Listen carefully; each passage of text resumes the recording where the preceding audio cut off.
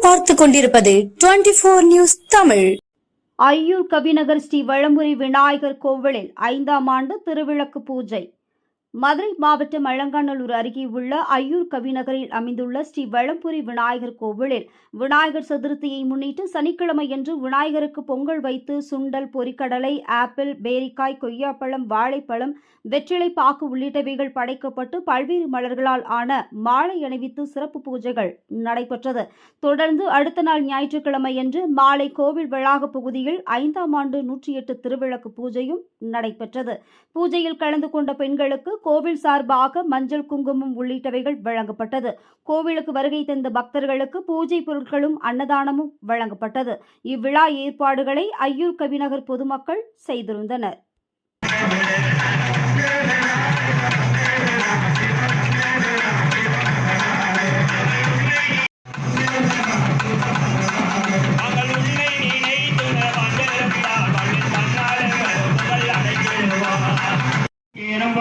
நமக